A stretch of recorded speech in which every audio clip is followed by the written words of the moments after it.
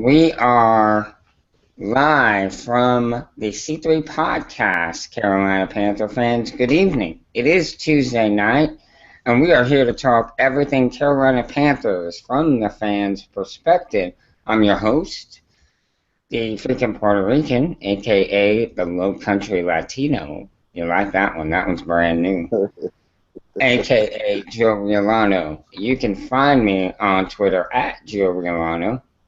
Fans, please make sure to visit our website, CarolinaCatChronicles.com. It is your number one source for all the Panthers news from the fans' perspective. My co-host tonight is Mr. T Money, a longtime friend of the show and really a regular visitor around these parts. T Money, tell the audience where they can listen to what truth you are spitting out there. What's up, everybody? It's your boy, Mr. T Money 1993, aka Straight Fast, because that's how I speak on this YouTube thing. The YouTube is Mr. T Money 1993. The Twitter is T Muhammad 23. Always ready to talk football, man. Also, if you're in the Charlotte area and you listen to WFNZ, I like to call in there a lot of times too. That's right. He always has some valuable insight to whatever the Panthers have going on, and you can always count it as money in the bank when it comes to what Team Money has to say. Well, we are certainly glad you're here tonight, Mr. Team Money. I want to let all of you watching on YouTube to please subscribe to our channel and hit the thumbs up button for us. We like to see that people are out there and letting us know what they think. So don't be afraid to comment, good or bad. We welcome all comments. Let's see. First thing tonight. Well, tonight's show, we've titled it either one of these two. I like them both. By the way, shout out to the girl gang today, the C3 girl gang, because they came up with some really creative titles. And a couple of them were so good, I couldn't choose, so I decided to go with two titles. The first one being Kommunication Catastrophe with K's. That was a good one. And it's like Deja Vu all over again. That was a good one. We'll get into the meaning behind those titles, but first thing I want to say is I want to ask you, T Money, did you get to hear the speech Cam Newton gave at a 7-on-7 camp? Yeah, I seen that last night where he was talking to the players about why he does his end zone celebrations and all that. Yeah. Well, that and at least the part of the conversation or what I heard this morning, I kind of tuned in right as they had already started, so I missed some of it. But I heard this guy talking, and you could tell he was talking like to an audience. And I was listening to what he was saying, and he was talking about giving up so many things and wanting to be good. But really, what is it to just be good? He wants to be great, and he wants people he plays with to want to be great, because just being good is not good enough.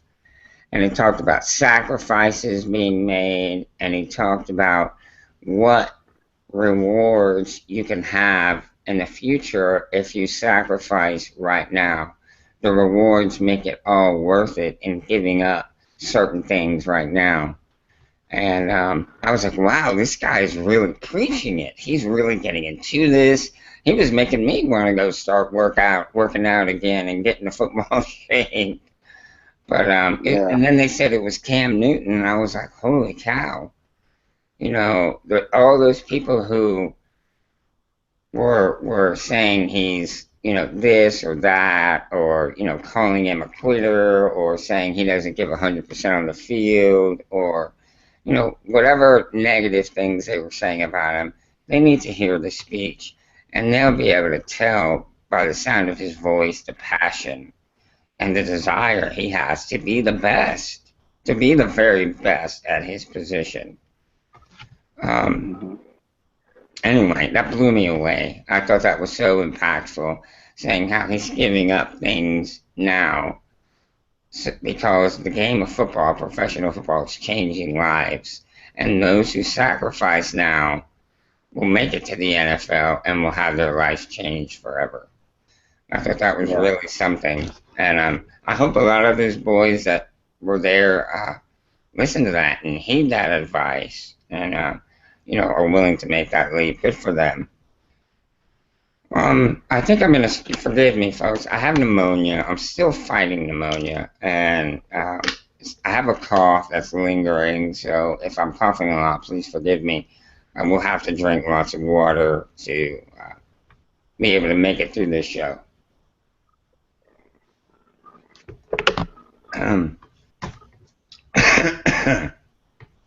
Sorry. I want to show respect to Mr.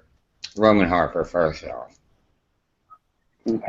He was signed by the Saints again, the team he won the Super Bowl with in 2009.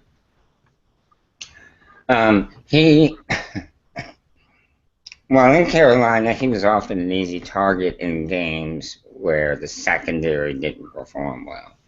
He's an older player, not the player he was at one time, kind of slow of foot, I guess you could say. But I think really with him, his value lies in not what he was able to do on the field, but more of what he was able to do in the locker room and how he was able to influence our young players. In particular, he showed maturity and toughness to these young guns. He also taught them how to be a professional while he was on the team, talking about the work it takes to be a professional football player, practice habits, film habits, what to look for when you're watching film, that kind of thing. Would you agree with that, T-Money? Definitely. I think, and I can understand why the Saints are doing it. I mean, he's a player that has been there for a long time. They just drafted a safety. Kenny Vaccaro is still not that old, and he likes Roman Harper a lot, so I can see why they would do it. And figuring Roman, he'll probably be an assistant coach there once he retires. I can definitely see that happening. Yeah, I would agree with that. I could certainly see him filling that role with them. He he only spent 2 years here at Carolina, but in those 2 years, he really did become a fan favorite. Like I said, he was an easy target at times, and the fans did get on him about that. But overall, I think it was a good 2 years that he was here. He certainly helped this team get to where we are. Tony wrote an article all the way from France. He is still putting out posts. He wrote a post about the impact of Roman Harper going back to the Saints and how the Panther fans are going to hate him. I can't say hate, that's too strong of a word. They're going to dislike him now that he is a Saint again. But we all wish him well. I think it was different because we didn't want him. It's not like we tried to bring him back and then he chose New Orleans over us. I mean, it was kind of like his contract was up and we didn't attempt to re-sign him at all. Right, which makes sense honestly from a business standpoint. And I figured even if he would have retired while he was a Panther, they probably, or as if he would have retired this year, the Saints probably would have signed him to like a one-day contract just so he could retire as a Saint. Because he was an integral part of that 2009 defense that won the Super Bowl for them. He had a big hand in helping that defense to get there. So congrats to Mr. Harper, and I wish you the very best there in New Orleans, except for 2 games a year when you play the Panthers. Um, excuse me. Right now, we're in the middle of OTAs, and the things I am reading from the various media outlets are kind of a mixed bag. Hearing the competition for the fifth receiver spot is hot and heavy. I heard that, what's his name? Norwood had a good practice today. Yeah, I heard that. I seen it on Black and Blue Review as well. That he's been doing pretty well, and that Garrett is. I mean, he's doing what he's supposed to do, but he's not doing nothing that's crazy good yet. That we are waiting on. We're kind of waiting Yeah. on him to, I guess, have that one shining moment or make some incredible play. But that might be a little unrealistic at this point because he is still kind of learning the offense. He's getting I mean, acclimated. I think Go ahead. I think it's all. I think it's always going to be unrealistic because he's not that. I think he's a good possession receiver. To me, he's more of a bigger Jericho Cotchery, in my opinion. But I don't think he's going to be that guy that's going to burn somebody on the sidelines, or he's necessarily that guy that's going to uh, catch a ball over somebody in practice.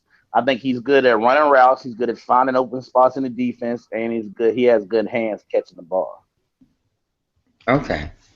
Well, I was waiting for some OBJ kind of moment where we have found the second coming, but maybe I will temper my expectations a bit then.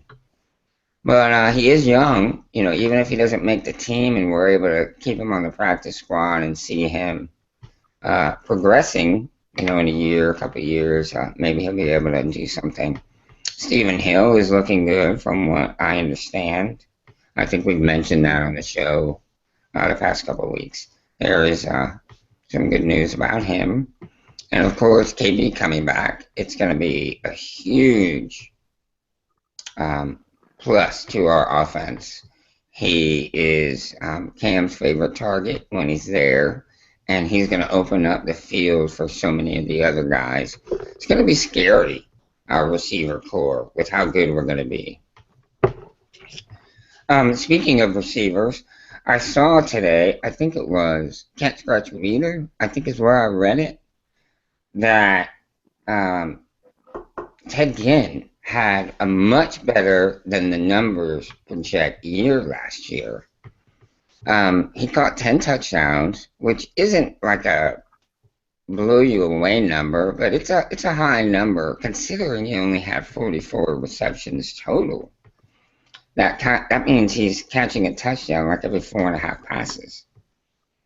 So that's pretty good if you look at that, if you think about it. That hasn't happened. That many touchdowns with so few receptions hasn't happened since 2007. It was Jacksonville Jaguars. Reggie Williams had 10 touchdown catches on 38 receptions. That's really good. That's killing it. And additionally, I saw where they mentioned Devin Funchess last year had the best single game performance of any rookie wide receiver. Against Tampa Bay, he caught 7 balls for 120 yards and a score. And no other rookie receiver had a game that was better than that. So that speaks volumes. And I read where Ron Rivera said Funchess is further along at this point in his career than even Benjamin was at this point. And ironically, Funchess is, not ironically, and Funchess is younger than Benjamin. So we could see something really special develop with him if him and Cam Newton can stay together.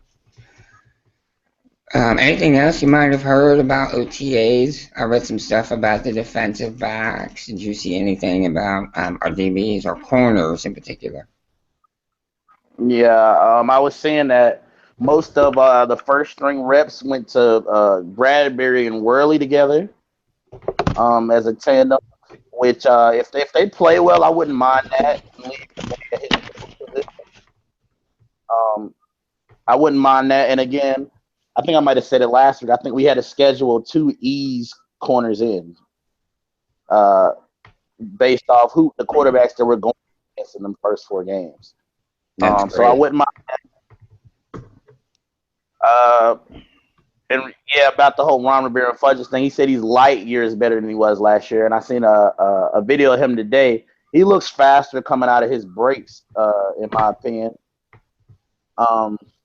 That's I think it was awesome. maybe Black and Blue Review had a Von of him making a turnaround catch in the end zone. Um, I'm a big Funches supporter, man. I'm a big supporter of the Twin Towers with him and Benjamin, because you can just see it. If you want to see that potential, man, the game to go back and look at is that Buffalo Bills preseason game last year, Right. where Kelvin and Funches was just embarrassing Darby off the Bills, who's a pretty good corner. Right. But yeah, I'm excited to see both of them on the field together. I know there's been a little debate on whether Funches or Ginn is going to be the number 2, but I want Funches on the outside, man. I do And I feel too. I do too. I think he can do so much from the outside. He can, get vertical and go after a jump ball, or he could break it inside, and he can handle taking a hit. Where Ted Ginn is not your first choice for running across the middle of a defense. I'll say that. yeah, he doesn't run that. Yeah, if he takes a good shot, that could be it for him. He's not built to do that. Yeah, I feel like So speed is speed. You can put him anywhere. He can right, somebody. And even in the exactly. sense of being spot, him going against a linebacker or a safety, I like those odds of him being faster than that person. Oh, for sure. He's going to be able to get by most people who are going to be on him in a base set. Yeah, and the biggest thing that I've said about Funches in comparison to Kelvin is more of a monster. Like if you're just throwing a non-route or you're throwing it up and you just want Benjamin to go get it. Yes. But to me, Funches has a better understanding of using his body. Even if you watch Funches film from Michigan or you watch him in the NFL, he does a good job of using his size to shield the defender away from the ball. Benjamin's more of, if you just throw it up, I'm just gonna go get it. Like the play he had on catch he had on Sherman and Earl Thomas. He Yes. didn't. I mean, he just out jumped them. That wasn't like I'm boxing you out. Funches is more like a basketball player where he can box you out, and he's also a better route runner than Kelvin to me. I would Until, I agree with mean, once that. once Kelvin lost his weight, because that's been Kelvin's problem since he was at Florida State, is managing that weight. And that's why it worried me a little bit with him coming off the injury, is how was he going to look physically? Was he going to come in overweight? Because remember, we had that problem. What was that, his first year? Yeah. Or maybe coming back his They second year? yeah, they commented on how he had looked a little out of shape, but he's been working hard rehabbing that knee, and I'm sure that by doing so, you can't help but work get in a good workout just overall. So I bet he showed up to OTAs really fit and really in shape, which is good for us, bad for the rest of the league. Yeah, because who else can say they really got a legit 2 wide receivers at 6'5", 6'4", like 230? I mean, I don't. It's not many teams that can say that, Well, and not especially the fact that like I mean, the Bucks can say that, hmm but Vincent Jackson is on the later half of his career. for sure, he's on the downside. Just Joan makes a good point. She said on Twitter at Joan PZLS. She says, I think it's incredible that the Panthers have 14 wide receivers on the roster right now, and they're competing for 5 or 6 slots. That's scary. You talk about always having your A game. These guys have always got to be ready because one slip up could cost you that spot. And that's why, like, being versatile is so. If you can play special teams, because really that's what's kept Joe Webb on this team for the past couple of years is he's Yes. willing to play special teams. I mean, he's a third string quarterback. You see him on putt. You see him on kickoff. You see him on. He's one of the returners on kickoff return. Which honestly, with Benjamin being back, what excites me the most is we can put Ginn back at returner full time, Yes. kickoff and punt return. Because we Yeah. only put a punt returner because we didn't want him to get hurt last year. Because if he got hurt, our receiving corps was really going to be in trouble at that point. Yes, we would have been in big time trouble.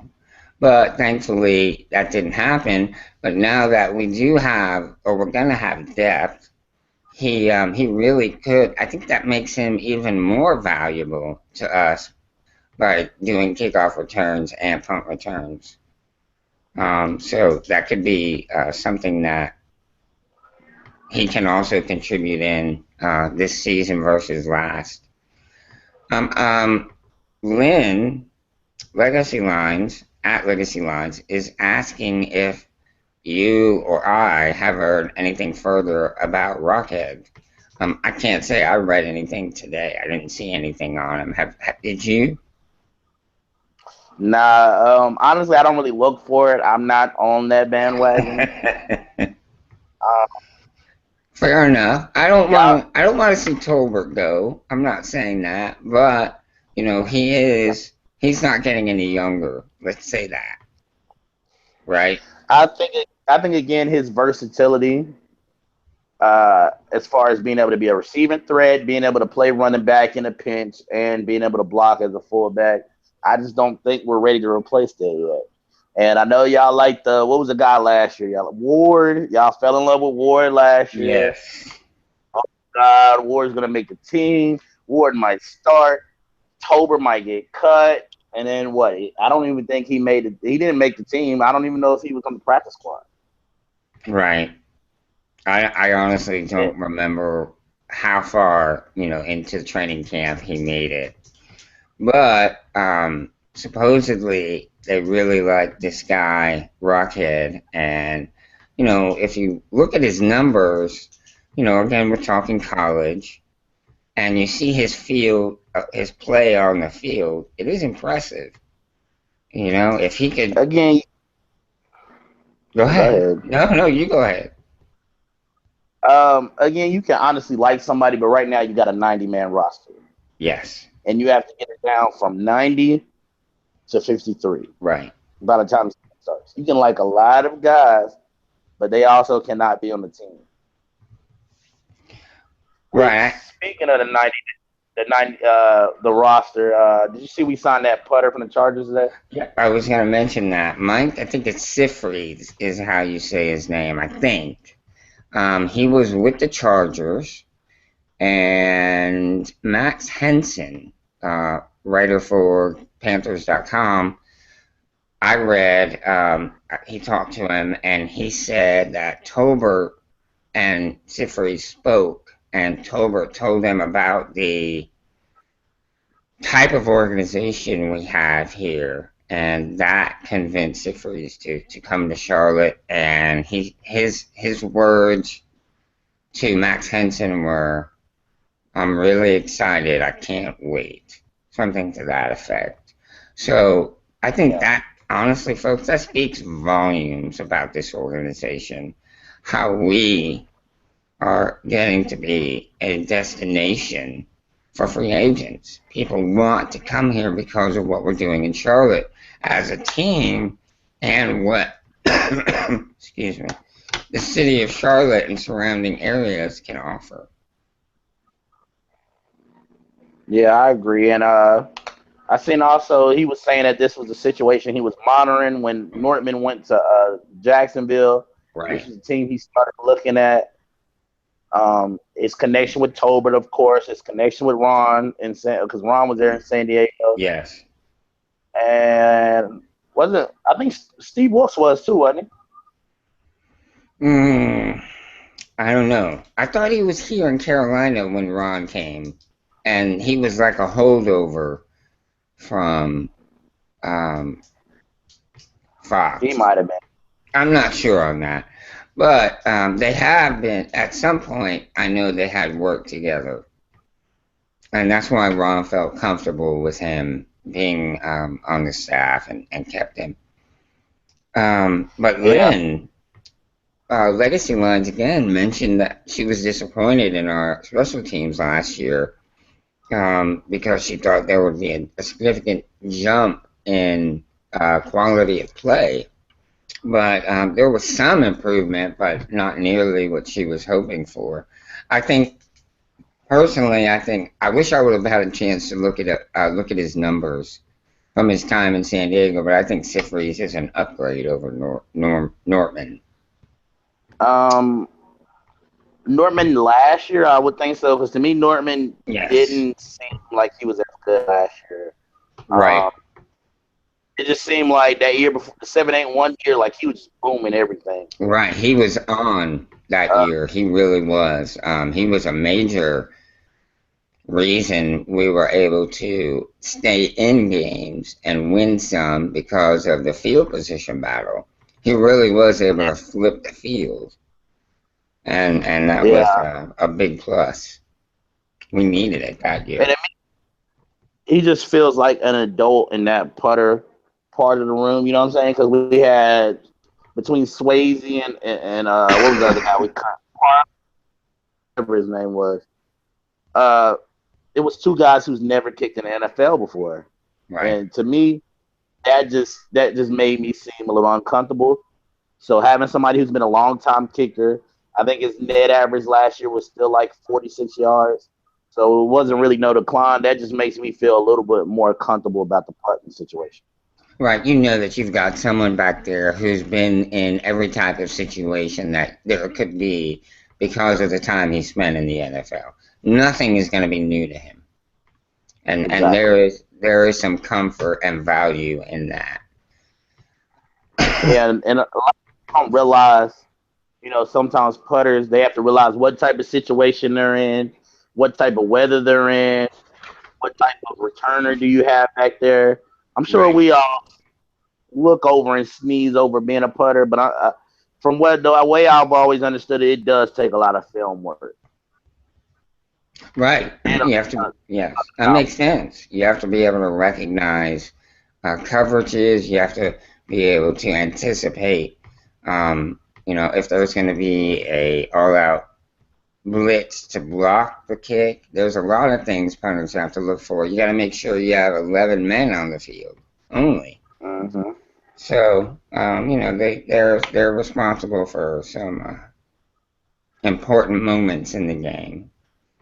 In other Panthers news, Ryan Khalil was signed to an extension by Carolina. That was a 2-year deal, just extending the one that would have expired, I think, at the end of this season. So that's great because he's been spectacular since coming to Carolina. Yeah, I think the only center I think they said that's made it to more Pro Bowls since he's been here, I think is Nick Mangold from the Jets.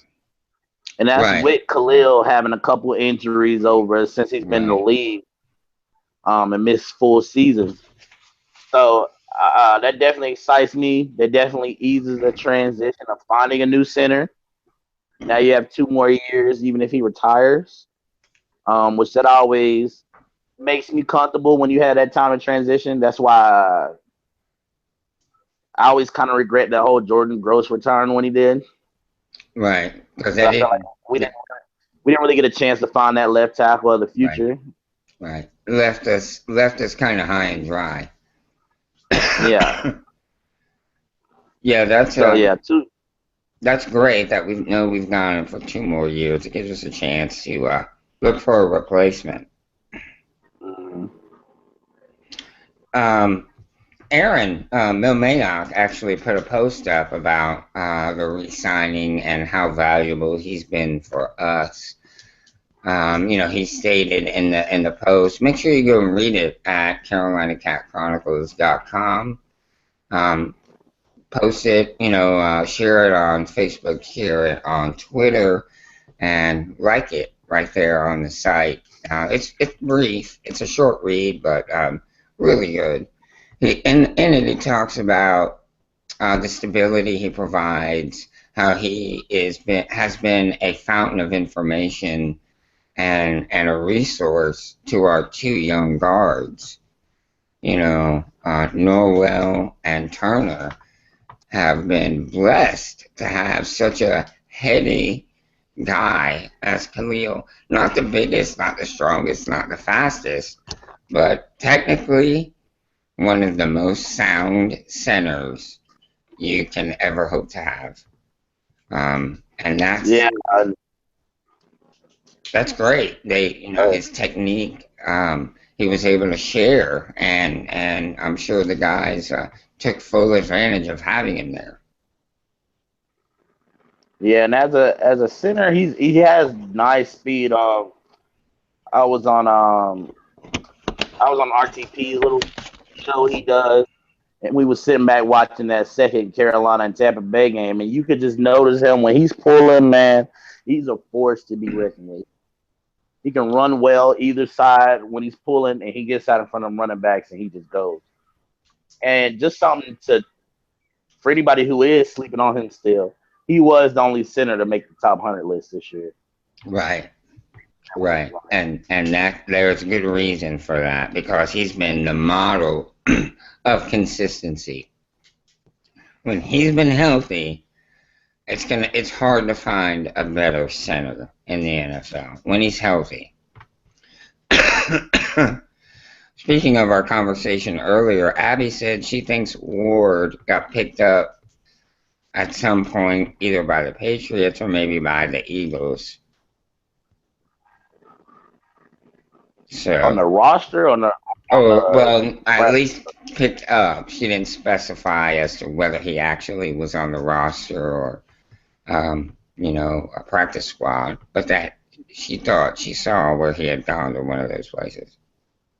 Okay. And if he went to New England, I mean, they did take that. What was that other guy? A lot of y'all liked. From Stanford. Yeah. Yeah, they drafted him in the 6th round or 7th round a couple of years ago. He got hurt, and they put him on the practice squad. Tyler Gaffney. Yeah, Gaffney. That's it, Tyler Gaffney. Yeah, and then his ACL. The first was it rookie minicamp or OTAs? I think it was OTAs.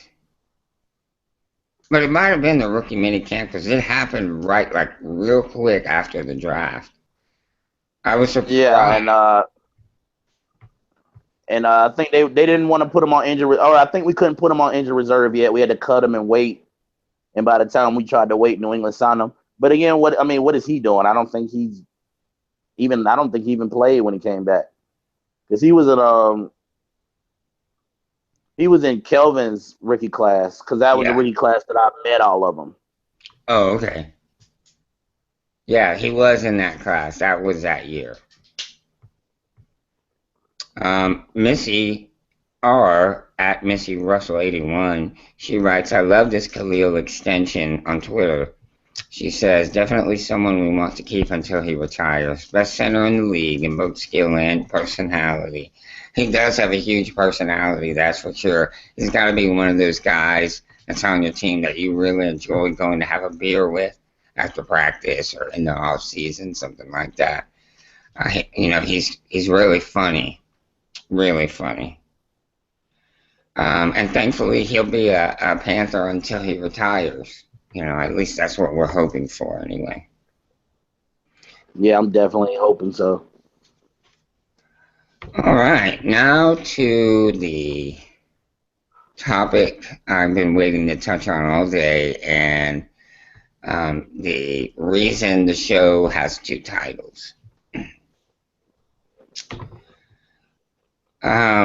KK and the situation with Carolina's front office has me concerned.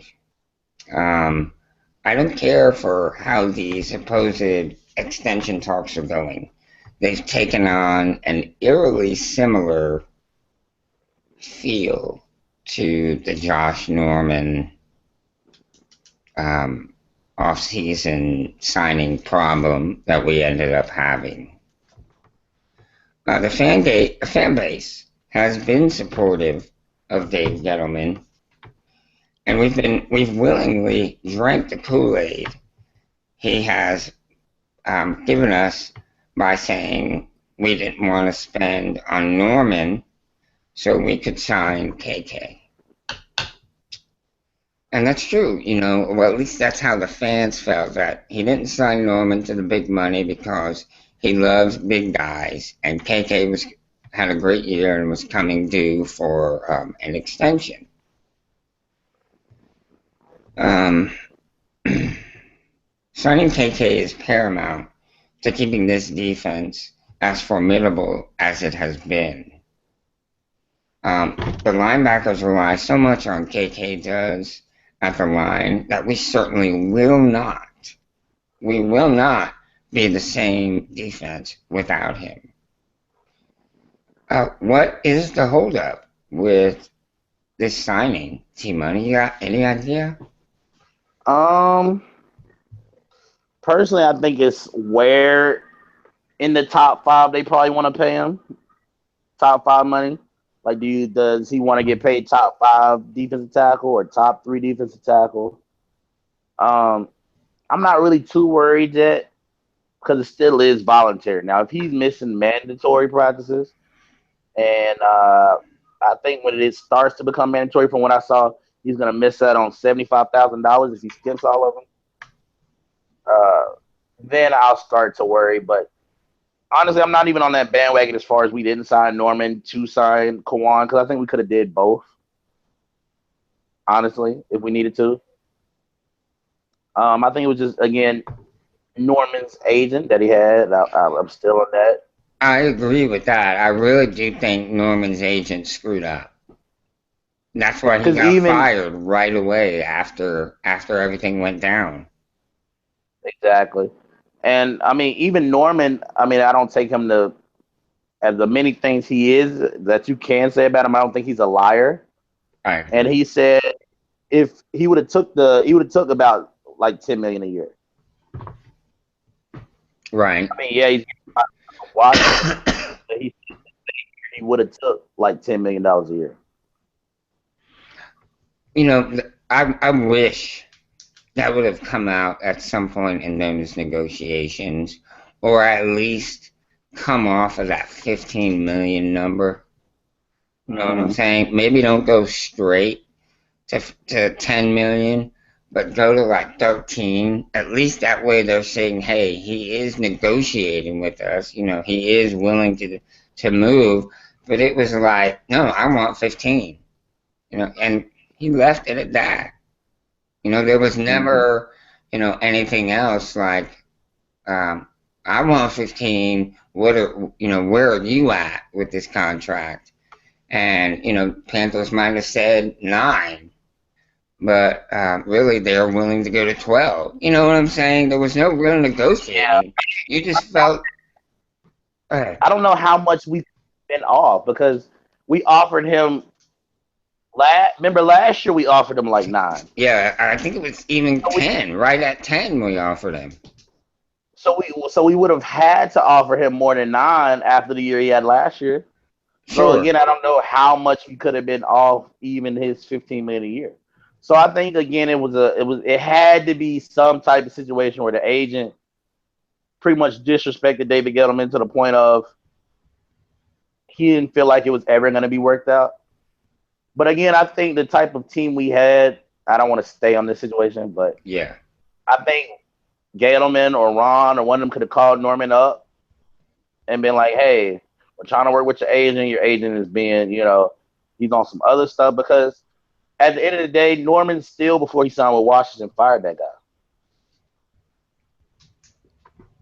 Yeah, he did, and I think that shit goes to show you it wasn't his goal to demand, to end up being A free agent, really. rescinded, to have his franchise tag rescinded so he could go test the market.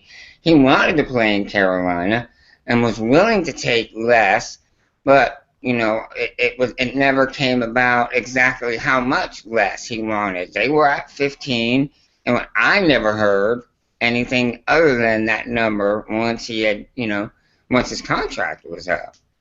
So that totally put that on the agent. And I think his firing goes to show that Norman truly did want to stay here in Charlotte. And, Yeah, because again, if he would have kept that agent and then signed with Washington, then I would have believed, hey, Norman just felt like he was worth more. I'm not gonna knock you for that. You got a lot more from Washington probably than we were gonna pay you. right, Go get your money, man. But the whole firing your agent means to me, you still felt like he wasn't doing what he was supposed to do or what you wanted him to do. right, exactly. Like he didn't have your true interests at heart. He was thinking, I want a big payday, so let's see if, we can get him this money. Um, Christina. Chris AG 1336 at Chris AG 1336. She says, I'm not comfortable with the KK situation. I don't like greed. And that's kind of where I wanted to go with this conversation. Um, it's easy to see, as a Panther fan, it's easy to see this amount of money we're talking about and look at it and say, wow, these guys are being greedy. But is it really being greedy because they're sacrificing, good, healthy years of their life for this game, this team that they're going to play for? And, they know that when they age and get out of the game and as they get older, they're going to have physical challenges from playing this game. So the sac. Look at what he's done. I mean, he had 11 sacks last year. He was an All-Pro last year and a Pro Bowler. You can look at the top defensive tackles in the league. I think maybe Gerald McCoy's might have. I don't know if he's ever had double-digit sacks. I think the most he might have ever had is 8 or 9. Yeah. You can look. I don't think Sue has ever had a crazy amount of sacks. I don't think. I He mean, you might have to have look at had the. double digits a year or two. Oh, Nothing like 16 or anything like that, but he might have had 11, maybe 12 a year or two. So you're right, and that's I was thinking about you have to that look too. and they want to feel like they're competitive in that market. I mean, look at Malik Jackson. He probably wasn't. He wasn't the first. He wasn't the second. I don't even know if he was the third best defensive tackle on his team, and he just got $90 million. Right, that's I was going to bring that up later. Looking at Twitter, Lynn at Legacy Lines says part of it is that Panther Nation fan base is a bit oversensitive to the KK matter. We, speaking as a fan base, don't do well being in the dark. And Just Joan says this more. Dave Gettleman typically gets contracts done in June. Feels like it'll get done in the next couple of weeks. Fingers crossed. And of course, we're all hoping that it gets done over the next couple of weeks. We do remember, thank you, Lane, because you brought up a good point in this tweet. She says the big difference in this situation is KK is still under contract for 1 year, for this year, where Norman didn't have a contract. And that is a good point. And at that point, Norman wasn't signing his franchise tag. Right, he had not signed it. That's right, it had been out there for a while, and he had not signed it. I was hoping that the deal had been struck yesterday, actually. Where is KK's value, T-Money? Where do you see his value? I mean, in regards to the big contracts. Um, First of all, I know people. I think it might have been, was it Mel or one of them was doing the whole, or maybe I think it was WFNZ. Yeah, when I called in on WFNZ, they were like, how is anybody on this defense going to get paid more than Luke Kuechly? That just doesn't make sense. Um, First of all, Luke Kuechly's getting paid what, 12, 13 million a year. Yes. He's a top middle linebacker, but middle linebackers do not get paid as much as corners, defensive tackles, defensive ends, Right. anything like that. I Right. think you have to realize what some people are not, with the salary cap going up, people are getting paid amounts that they're not supposed to be getting paid. I I mean, agree. look at the Giants. They just signed Janoris Jenkins, who wasn't even the best corner on his team, for like $63 million. They signed Right. Olivier Vernon, who wasn't even the best defensive end. He wasn't even the second best defensive lineman. He might have been a third. But they just signed him for what? I think he got maybe $70, $80 million. I think that's right. I think it was 70 something. So I think the salary cap going up, they're still trying to figure out how do we set the market on these new guys or these guys who's just now getting out of them rookie deals. I think that's a big thing. And I don't think he can get Sue money because Sue isn't even getting Sue amount of money. I mean, they restructured that contract after the Yes. first year. Yes. They realized, okay, we cannot pay a defensive tackle $100 million. No, that's crazy. Talk about setting the bar for the rest of the NFL. That's absolutely nuts. I'm sorry. I'm trying to talk, watch Twitter, and deal with this cough and pneumonia. So forgive me if I'm kind of all over the place. But Legacy Line says Gettleman loves his hog mollies, and I believe he has a soft spot for KK. That being said, he'll still be a hard-nosed businessman in these negotiations. I agree. I think KK will end up signing for about 16, 17 million a year. You think it'll be that much, huh? Yeah, I mean, he's a defensive tackle. He's coming to his own. He's still young. Yes, we drafted Vernon Butler, but to me, I've seen some people who don't really know our team say that's insurance just in case KK leaves. If anything, to me, it's insurance in case Star's foot and all that is still having issues. Right.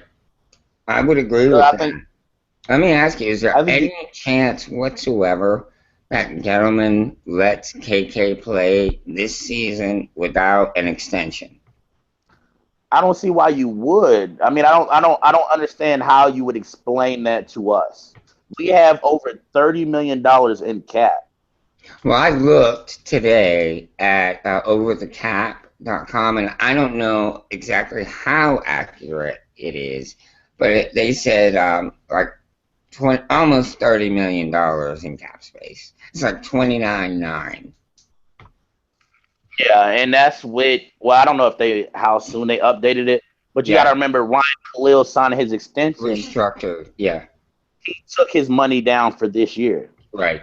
So I mean, we already had. You got to remember, we already had to have enough salary cap money to pay Josh Norman his franchise deal, Yes, you're and right. then Gettleman always money for training camp, and if we like anybody during the season, or if we have injuries during the season, we've always done that. We always try to keep a little bit extra, Right, even during and the I hurt know salary. teams typically designate about $5 million for rookie contracts. You know, the guys they draft, assign them, and then guys you pick up as undrafted free agents and other free agents. So there's some money allotted for that.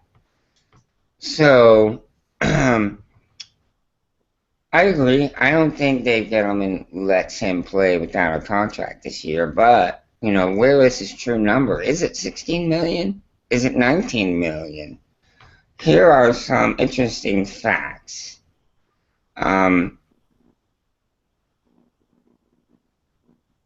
If Gettleman wants to let him play this year without re-signing him, he's taking a gamble. Okay? I want to talk about Malik Jackson and his deal at Jacksonville. He signed a 6-year deal for $85.5 million, guaranteed $42 million after a $31.5 million signing bonus. So that is a total of $73.5 million guaranteed. Okay, that's a little more realistic than that $90 million. You know, that $90 million looks good on paper, but he'll never see it all. Yeah, how many people do they really let play out their contracts or without restructuring when they need them? Exactly. When their cap number gets bigger than their team value, they look to restructure and bring that number down. Okay? So we know he'll make no more than $73.5 million. Okay. Now let's see. You know, he just went to Jacksonville. They had a huge supply, a huge surplus of cap money. Okay, I think they were the highest amount, or if not the second highest cap room going into this offseason. Last year, Jackson had a whopping 45 tackles and 5 sacks. Last year. Yes, you heard me right. He had 45 tackles and 5 sacks, and they paid him $90 million. Okay, so look at KK. 55 tackles, 11 sacks. That was this year. So we do want to sign him because if he plays 2016 and has a better year than last year, where does his price tag go then? Does it jump from 16 to 19, and justifiably so, because he improved on this year's numbers? I think it has to, folks. I think he would be deserving of more than what we're willing to pay him now. So sign him now. The situation we had with Norman, we didn't sign him when we had the chance the season before. He didn't take the money. We offered it, but it wasn't enough. And so we put it off. And you see where it got us. So, you know, it looks, that's why I'm saying what we're seeing now eerily looks similar to what happened with Josh Norman, right? Yeah, but I don't think we're gonna let that drag out because, which again, I mean, in Gettleman's head, he could be saying, okay, KK had maybe what, 2 sacks or 5 sacks or whatever he had the year before. The question, what we have to realize at the end of the day is we're finally good at developing players. It's not like a breakout year. I feel like Kwan is going to be on this level for the next probably 4 or 5 years. It's not like I can see if it's a veteran player and a veteran player has just a, for example, say Kurt Coleman's contract went up. Okay. And we had to re-sign Kurt Coleman. Kurt Coleman has been in the league for a minute now. He's been on a couple good teams, and he's never had a year like he had last year with us. So I think at that point you would say, is Kurt Coleman realistically ever going to have a year like that? Because he's been in the league for probably, I think he's been maybe 8-9 years, and he's never had a season like this. So maybe we shouldn't pay him that money. But with guys like Norman, with guys like Kwan, well, even Norman, I can see that. Because again, he's been in the league, what, 4 or 5 years? We just sat him. Yeah, I think it was 4 years he was in the league. Yeah, and because he already coming out was an older rookie. Because remember, he took off a couple years before he went to college. Right, you're right. So I think at that point you have to realize. Same way I said it about Cameron Artis-Payne. I like Cameron Artis-Payne. I feel like he's a good running back. But he was a rookie at 25 years old. How realistically, how long are you going to keep a rookie running back who's 25 years old? Because they start saying you over the hill as far as a running back at what, 30? 30, yeah, they consider you old. Yeah, you're right. So how long are you going to be able to really realistically keep him? And to me, that's why I think I might have said that. Cameron Artis-Payne is sort of like Brandon Weeden. Brandon Weeden came in the league as a 30-year-old quarterback. How long is it going to take you realistically to learn the NFL game? And by that time, how far are you into your career? Right. And which, I mean, that's why Kelvin is so much older than Funches. Right. They came out a year apart, but Benjamin, I think he failed. He failed a grade, and he Yeah. redshirted. Right. So he was 2 years behind where he should have been. Yeah, so he came in the league as a 23-year-old rookie. Right. So I think that's all the type of stuff that we don't necessarily think about that goes into being a general manager, and that's why most of the time I just trust Gettleman with whatever it is. I mean, the only real bone I've had to pick with Gettleman is, which I can't blame him, it's the big cat's fault, but Britton Burson being on the team this long. Because anybody who knows me, as much as y'all love Rockhead and Lee Ward, that's how much I hate Britton Burson. Yeah, pretty much. You're not shy about making it clear you have some disdain for Goldilocks, for Yeah. sunshine. You surely do. Or shout out to the professor. As much as he dislikes Tolbert, that's how much I dislike Britton Burson. I think more than that, man. I think you dislike Burson more than Tony dislikes Tolbert. Yeah. Which me and who I haven't seen around in a while, but me and Clyde always got into that debate because he's like the greatest Britton Burson team. Oh God. I'm not his biggest fan, but he has made some big plays for us. He's made some big catches on third down. I know he's had a couple of drops, and who can ever forget the botched fumble? But considering he'd never done punt return in the pros and was just thrown in there cold turkey, I think he did a fair job, all things considered. I'm over that. I feel like we got 14 receivers, and I feel like 13 is better. Yeah, you're right. You're right. 13 makes it a better pool, maybe. I don't want to say that Burson brings it down, but he works hard. You gotta admit that he does work hard, and we're not with him every moment of every minute at practice. We don't see a lot of the other stuff that goes on, like in the film room, in the locker room. We don't know what it's like with him in there, and maybe there's something the coaches see that's why he has been on the team. Legacy lines. Lynn thinks KK's number is going to be above 16 million. I mean, how much more though would be my question. I mean, Sue got what, 20 million a year? He was getting 20 million a year, yeah, but they did restructure it, and I think he's down to 18. Is it? It's either 17 or 18. He's down to.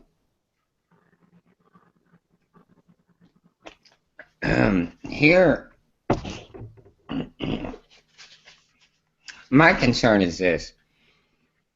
We only have 30 million or so in cap room. If we do sign KK to a big deal, if you look at the Jackson contract, he got 38 million right up front, or 31 million right up front. We don't have that kind of money to pay KK. Now, next year is a different story, excuse me. The Panthers in 2017 will have almost $55 million in contract, in salary cap room. Then we could give him a big signing bonus.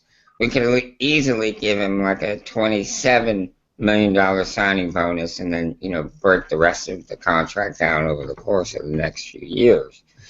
So I'm thinking somewhere around 6 million for 6 years for 96 million, and then guarantee him like 77 million or 76 or 77 million, so that he's making more than Jackson guaranteed, and it looks like more on for the life of the contract, but in actual money it's only 77 or 78 million, which is still more than Jackson, but not going crazy and breaking the bank for one player. We'll still have some wiggle room with what would be left of our contract, our salary cap for years to come. Does that sound reasonable to you? I think so. And also, what we forget is, yes, during the NFL, yes, NFL's players make more than the average person make, but Kawan Short is a second round pick. Yes. So it's not like he's been getting that major money. And for Norman, it was even worse. I mean, he was a 6th round pick. Right. So, I mean, Norman might have been making 6th round pick. He might have been making probably, I don't know, less than $1 million a year. Yeah, probably maybe around 800,000, 900,000 a year, something like that. So I think, I mean, you can't blame them for wanting to make more money and make money comparable to what other guys are making. But I mean, I'm looking at 4-3 defensive tackle contracts right now. Sue's getting $19 million a year. Wow. Second is Marcel Darius with 15. So if he made 16, 17 million for as far as 4-3 defensive tackles, he would be second. Right. Which to me is fair. I mean, Exactly. if you look at the numbers, his sack numbers would put him at the top of the defensive tackles in the league. His sack numbers. Plus, that doesn't. He had 3 forced fumbles, I believe, and a fumble recovery or 2. Plus, who knows how many pressures and you can't put a value on him occupying 1 or 2 blockers and allowing Kuechly to go and make the tackle. You can't really put a value on it, but it happens. Yeah. You know what I'm saying? It happens. So I think 96 is a good, solid number. Keeps you under 100 million, but also looks very respectable. And then you're guaranteed 77. I mean, my God, how can you not be happy with $77 million, 27 up front when you sign your name on the dotted line, and then 50 over the course of the next 4 or 5 years? Sounds reasonable, right? What players have to realize is you're never really going to get that full total value contract. It's more about Right. how much am I making every year and how much is my signing bonus. Is the 2 things that you should be worried about most. Guaranteed money, signing bonus money is more important to me than total value money. Yes, that's a bigger number. I mean, that's a number that matters. The guaranteed money is a number that matters because that's what's actually going against your cap. You definitely have to factor in at 96 because, with bonuses for performance, for making the roster, working out, that kind of thing, potentially he could get closer to that 96, but he'll never get all the way there. So you just want it to look impressive. Getting $77 million over 6 years total is not a bad deal at all. I Yeah, can't because see. even guaranteed money, I mean, Gerald McCoy, as good as he is, he only got 14 million guaranteed. Right, and he signed his deal in 2013, I think, is when he signed that deal. So really, Yeah. just in a matter of 3 years, you've seen the market for defensive linemen go through the roof. And part of that is because of how important the position is. The other part of that is Salary cap. the salary cap going up because of the TV deal. And next year, it's supposed to go up again. Even also, I will add the fact of they're making certain teams use their salary cap money.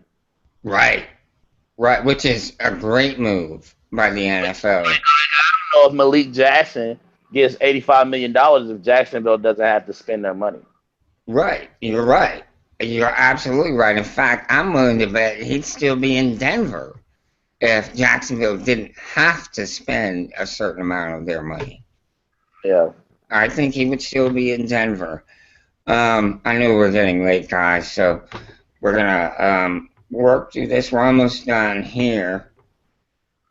Again, my fear is that Carolina not going through with signing of KK will only make the salary cap hit greater next year. So let's go ahead, Dave Gettleman, if you're listening, or someone who's listening that knows Dave Gettleman, let's get this deal done. Like I said, $96 million over 6 years with 77 guaranteed, $27 million signing bonus up front, and $50 million over the next 6 years. How can you not go for that? KK, if you're listening or someone you know, suggest that to the Gettleman and see what he says. Excuse me, I'm sorry, guys. This is not getting better as I was hoping it would. The last segment of the show, well, let me ask you, is there anything you want to add to that, to our conversation about KK T-Money? No, just KK Gettleman, get it done.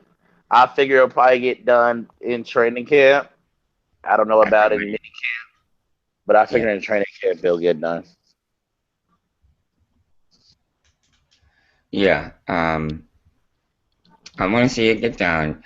I want to see it get done early into training camp if it has to go that long, because I don't want after every practice, hey, what's the situation with you and Gettleman in the contract negotiations?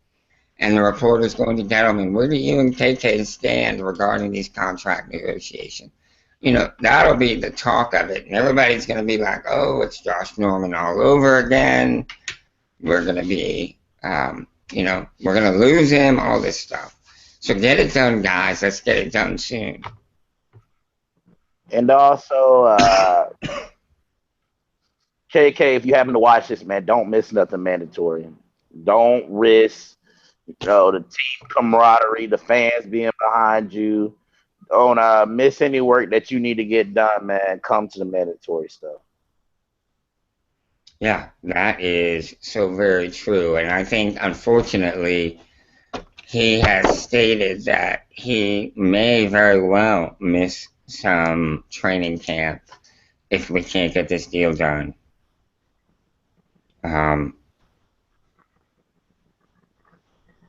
We really we don't want to.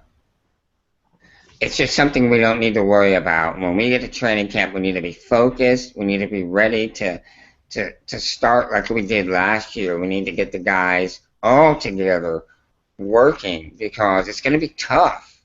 It's going to be much more difficult this season than it was last year to get to the playoffs, to get to the Super Bowl. I'm not even talking about winning it. I'm just talking about getting there. It's going to be much harder than it was last year. So we really need all the time we can get with all the guys together. And also, even if you're just looking for yourself, KK, man, don't throw away $75,000. Right. Even if you don't sign a deal, make sure you're there, man. That $75,000 can, go a long way in anybody's life. That'll keep the lights on for a year, if nothing else. You know what I mean? Yeah. So let me check Twitter real quick, see if we've got anything. No, I pretty much touched on everything.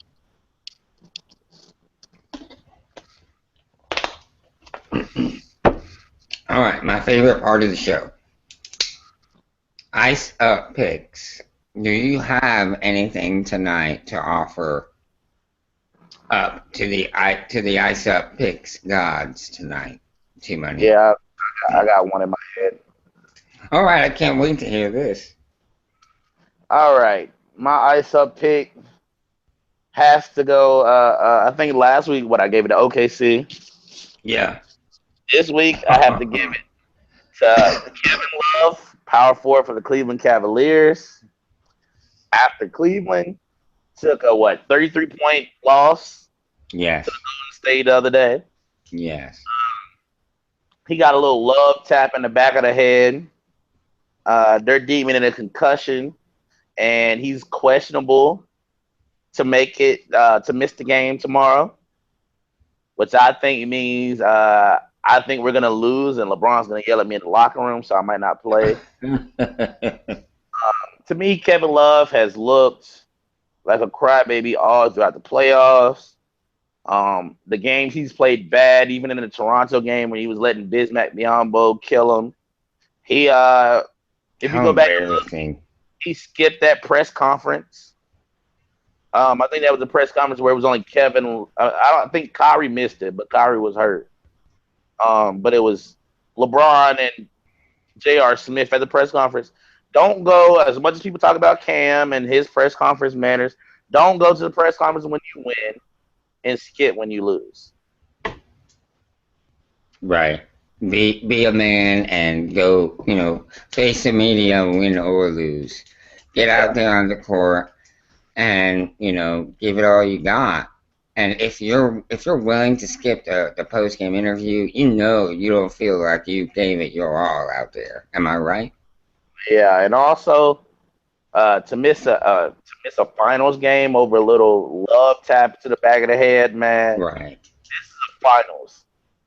Right. This is your This, chance at a championship we're talking exactly. about.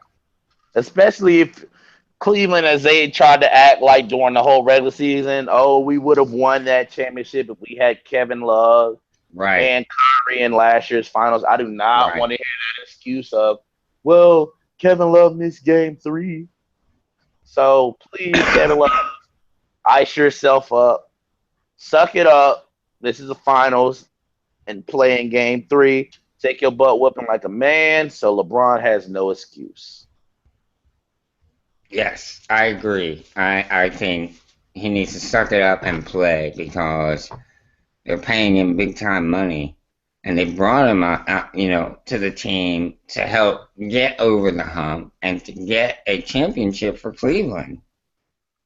Um, so yes, ice up that bump you took to the noggin and get in the game, Kevin Love. Zach Sanchez, the rookie cornerback for the Carolina Panthers, he put out a tweet the other night that said, I don't like to talk about professional athletes because I know how much hard work is involved. He said, but Kevin Love, you're softer than Charmin. I was like, dang, that says it all right there. That says it all. Because if you look at that injury, man, it did not look that bad. And he's a big dude, man. It's not like he's some 6 foot, 185 pound point guard. He's Exactly. 7 foot tall, 250 or 60 pounds. That's a big dude. Yeah. I did see that tweet from Sanchez the other day, though. I forgot. That was hilarious. When I saw that, I almost fell off the couch. I was laughing so hard. Um, Tony sent in an ice up from France. Did you get to see it? Nah, I didn't. No? He sent it. If you go to his profile, you'll see it. But it's a picture of a woman wearing a number 2 red and black Atlanta or red and black jersey sitting in her boyfriend's lap. And it said, the article, because it was in some paper, he saw the article said the title, or I guess the catchphrase, the SEO would have been woman quits job to breastfeed husband 2 hours a day. What? Yes, you heard me right. I'm looking at it right now. To breastfeed your husband? Yes. Not And your baby. Your right, husband. your husband. That's exactly right. So, one of the girls, I think it was Abby, saw it and tweeted. She replied to it. Fittingly, it's a Matt Ryan or Meg Ryan jersey because it's red and black and you can see the number 2. I think it's probably for a soccer team, and it's probably a number in the 20s or a number ending in 2. But it's so funny. It was the perfect caption. The perfect reply was what I think it was Abby. She replied to. That was hilarious. My ice up pick this week is um, it's sad, is how I see it.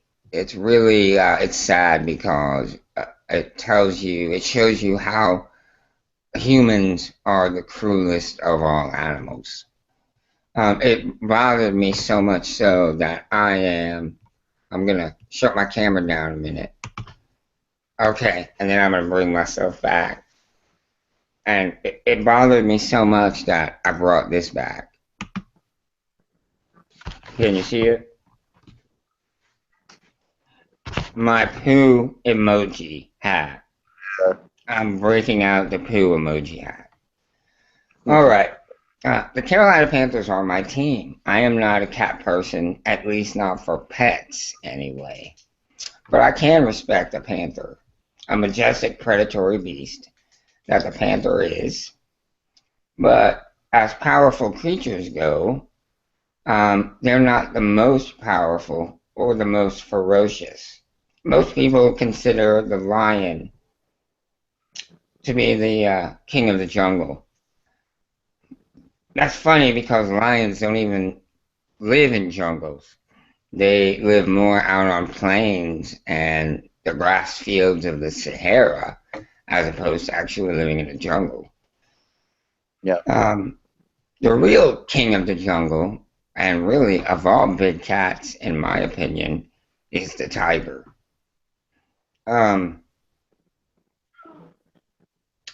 That is why my ISA pick this week goes to a group of monks associated with the Tiger Temple in Western Thailand. You would think with the name Tiger Temple, these monks would see a tiger as an animal to preserve and protect. Well, I saw that earlier in the week there was a raid at this Tiger Temple where authorities collected 137 live tigers. They found 40 dead tiger cubs in a freezer, and they found 20 more tigers and tiger cubs preserved in jars. So what they doing? Eating tiger meat? Authorities stated the animals were held at the temple and then sent to processing, an area in the temple where they found bones and all sorts of instruments used for slaughtering and skinning these beautiful creatures. The tigers were killed to supply mystical trinkets made with dried tiger bones. They are also grinding down these bones to make potions to sell at various types of markets around Asia. The meat was sold to restaurants as tiger meat to serve vacationing tourists in Thailand as a Thai delicacy. Among the pages of charges brought against the temple and its monks, among the charges, its monks were running an illegal breeding operation on top of housing all these tigers. So they were breeding the tigers only to turn around and kill the cubs and skin them and take them for their meat and bones. Wow. Hearing this makes me so mad because the number of these animals in the world is incredibly low. The cats are considered a highly endangered species. This is a real tragedy. Real justice, in my opinion, would be to allow the 137 tigers that they rounded up to put them in a cage with the monks who participated in the slaughter of these tigers for 15 minutes. And you know what? Really thinking about it, 15 minutes is not long enough to put them in there for an hour because I think in 15 minutes the Tigers would get full. So maybe 24 hours in the cage. I think that would be fair. This is really sad, folks. Tigers are a highly endangered species and, you know, a very majestic creature. And people doing something like this to such an endangered species is a real shame. You know, it makes me embarrassed to be a human when I see things like this. But anyway, on to brighter notes. Hopefully, we will see a signing of KK in the next few weeks. I'm sorry, my voice is going.